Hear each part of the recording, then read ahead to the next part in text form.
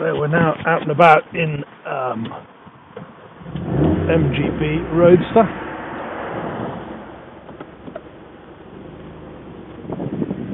Just to see how she performs on the road.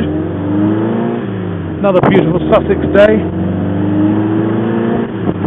Don't know how I get them really, but I do.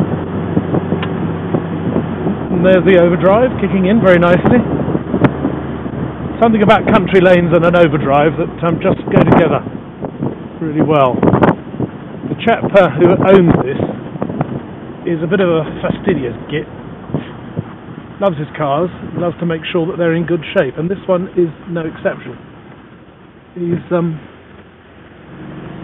as honest as Midsummer's Day, and will tell you to your face he's never let him down, and he means it.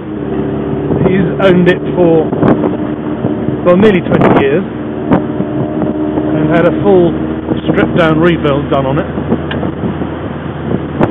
There goes that overdrive again, just lovely, and they're wonderful exhaust notes. And I must say the job he had done was done very, very well.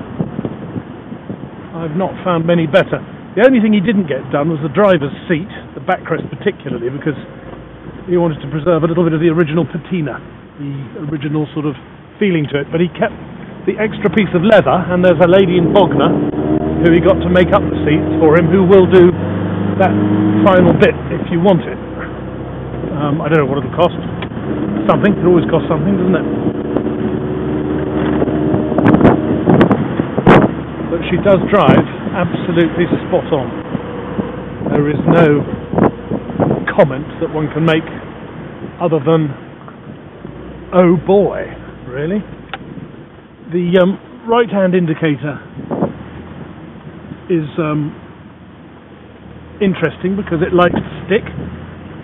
You've got to push it up a little bit further than halfway to get it to switch off, but once you've done so and you've got the hang of it, it's fine. The heater works and hot air comes out. Well, warm air comes out. Everything works exactly as it should. There are a couple of micro blisters on the back underneath where the hood cover goes, or indeed the hood when you put the hood up. But they are micro blisters, and I would leave them alone. Seams are all good. There's a slight bit of, you'll see from the photographs on one of the seams, there's a slight, just a raised part. But if you put your hand inside the rear wings and you feel the joint between the inner wing and the outer wing,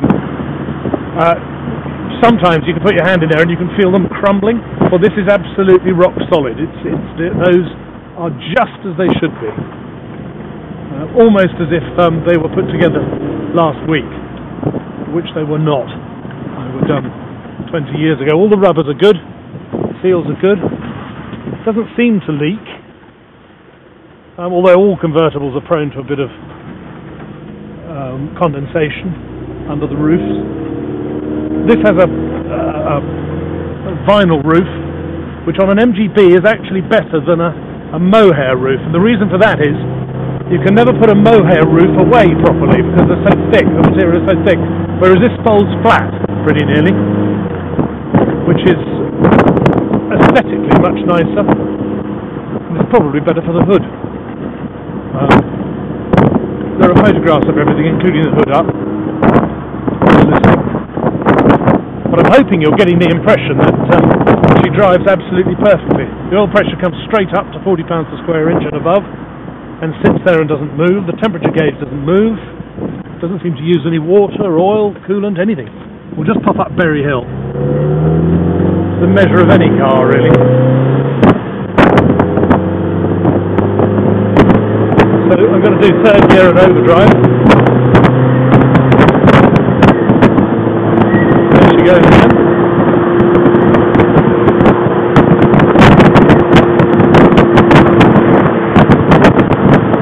The advisory on the MOT was that the windscreen wiper rubbers are slightly worn.